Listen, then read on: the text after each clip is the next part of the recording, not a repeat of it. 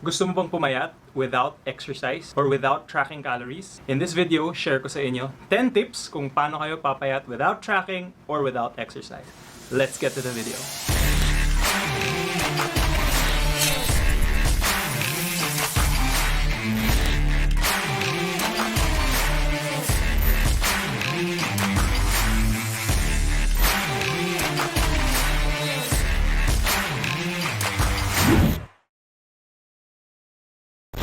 What's good YouTube? Welcome back to the channel. Kung bago kayo sa channel ko, hello, my name is Jacob. I'm a sports nutrition online coach and today pag-uusapan natin ang weight loss. Paano pumayat ng mabilis, without tracking, and without exercise. Disclaimer lang, if you're new to the channel, lagi kong pinopromote na ang weight loss only happens when a calorie deficit happens. Okay? Ang calorie deficit is simply burning more than what you consume or consuming less than what your body needs. Ganun lang siya kasimple. So all the diets that you see out there, keto, water fast, yung mga mabibilis na ganun, it puts you in a calorie deficit. Yun lang naman ang sikreto sa weight loss, guys. Pero in this video, share ko sa inyo 10 tips kung paano kayo papayat without having to track, without having to exercise. Gusto ko rin banggitin na gusto nyo pumayat ng mabilis, pero isipin nyo how long it took na ma-accumulate yung body fat nyo. If you're watching this and medyo on the heavier side kayo and gusto nyong bumaba yung timbang, isipin mo ilang years or ilang months it took for that weight gain to happen. So don't expect na malulose mo siya in mga 2 to 3 days, okay?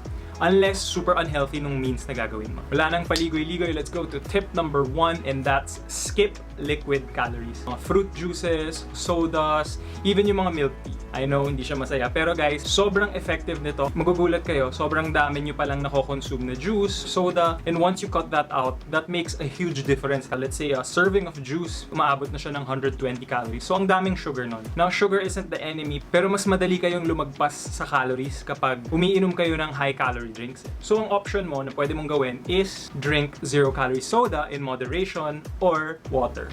Yung mga walang calories. Tip number 2, limit desserts or cut out desserts. So baka masyadong extreme ang cut out. So if you are not willing to cut out desserts, ilimit mo lang siya. Why? Hindi naman kailangan ng katawan ang dessert. You can go by with just eating breakfast, lunch, dinner. Ang dessert, comfort food siya. And syempre, if you cut that out or if you limit that, sobrang mas malaki yung chance na you'll be in a calorie deficit which allows you to lose weight. I mentioned this in my previous video or my other video, pero yung mga prehistoric times, wala namang dessert nun eh. And they turned out fine. If you are trying to lose weight, kahit hindi kayo mag-exercise, limit nyo or cut out nyo yung desserts. Desserts, mga cake, ice cream, sweets, even yung mga milk. Malaking bagay magagawa nun sa katawan nyo if you cut that out or if you limit it. Tip number 3, always have lean protein sources on hand. When I say on hand, dapat may access kayo to lean protein sources. If you're new to the channel, lagi kong pinopromote ang protein sources kasi protein builds and repairs your muscle. Kahit di ka nag-workout, syempre naturally may konti kang muscle kahit pa paano. Napapreserve pa niya yan. Protein fills you up, so nakakabusog ang protein. The more protein that you eat, the more na mabubusog ka and hindi ka magka-crave ng other things. And most people usually under-consume protein. Mostly carbs and fats yung kinakain ng tao, kaya nga nagkaka-weight gain. Mataas din ang thermic effect ng protein. The digestion process burns more calories overall. Not a huge, great amount, pero it does. When it comes to meat, hindi lahat lean eh. Iba-iba yung cut. For example, pork tenderloin is very lean, so mababa fat nun, compared mo sa pork belly. The cut of the meat matters.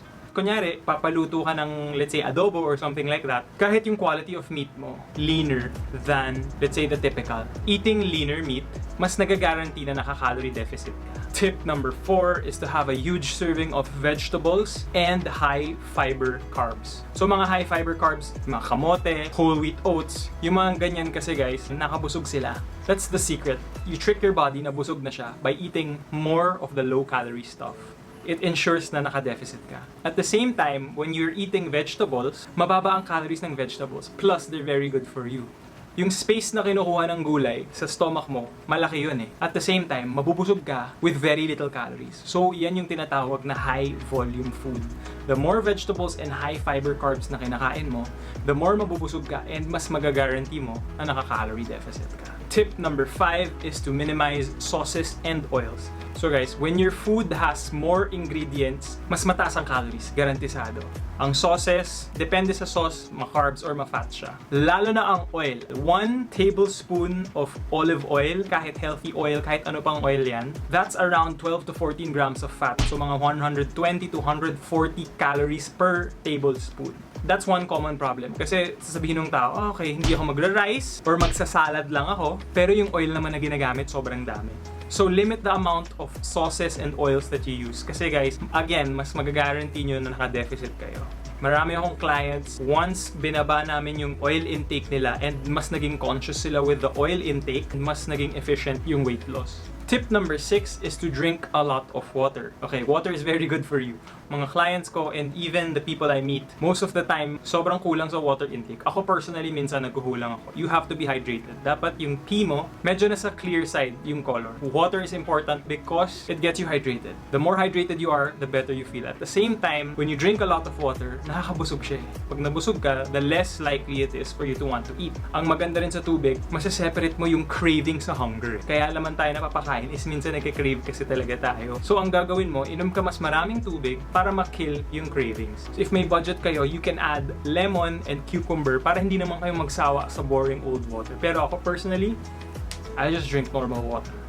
Tip number 7 is to skip meals or fast. So, hindi naman kailangan na mag-intermittent fasting kayo or hindi kayo kumain ng certain window. Pero, skipping meals will allow you to eat less overall in a 24-hour period. For example, pwede naman kayo mag-brunch from mga 10 to 11.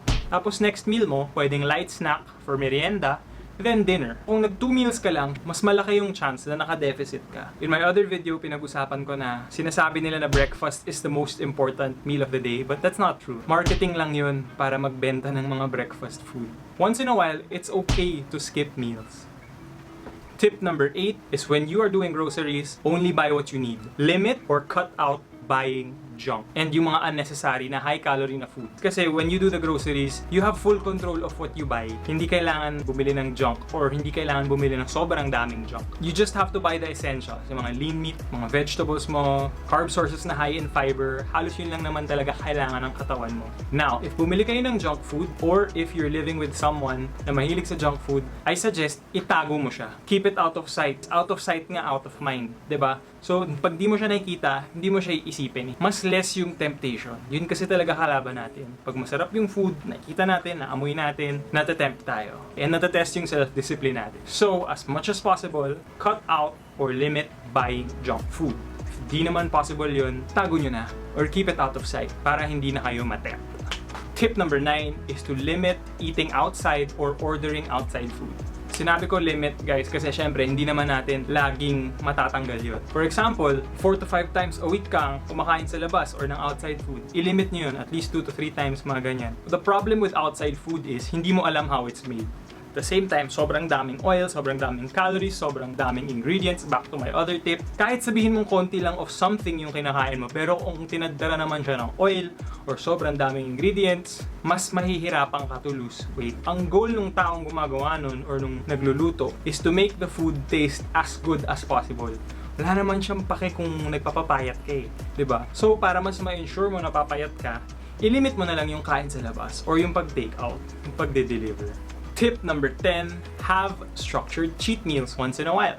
Okay, so once in a while, kailangan yun for your mental health eh. Mag-cheat meal ka, pero not cheat days. Sinabi ko na yun sa isang video ko, ang mahirap kasi sa cheat day is buong araw kakain whatever you want. Hindi pwede yun eh. Kahit ako, kahit mag-workout ka, kahit mag-exercise ka or mag-track ka, pero everything you want, kakainin mo isang day, mahirap yun. And most likely, yung calories mo, sobra. So once in a while, set a structured cheat meal. Iisipin mo nagpapapayat ka, kailangan mo rin ng mental health na yun eh. Na okay, medyo boring na ito kinakain ko. Enjoy ako isang meal. Then, back to trying to lose weight. Ganun lang ang dapat nyo gawin para hindi nyo naman completely cut out yung mga food na gusto nyo kainin. And para hindi kayo sobrang deprived. So yun yung top 10 tips ko. Pero if you're new here, I always preach sa channel ko, kailangan at least may some form of tracking ka para malaman mo na naka-calorie deficit ka kung nagpapapayat ka. The more that you know, the more na mag-guarantee mo yung results. At the same time, I really preach exercise. Pero I just made this video para lang sa mga taong ayaw talaga mag-exercise. Okay? But exercise is good for you. You should exercise. Alam ko nakakatamad, but it's really good for you. It's good for your heart. It's good for your health. So, I really recommend exercising. Doesn't have to be too intense. Pwedeng light, kahit walking lang. Better than zero. So that's the video, guys. Sana marami kayo natutunan and na-entertain kayo kahit papano. Itong tips na to kasi ginagamit ko to and personally sinashare ko to sa mga clients ko and now sinashare ko rin sa inyo. If this helps you, please like the video, share the video, say something nice, and subscribe to the channel. Thank you and see you in the next video.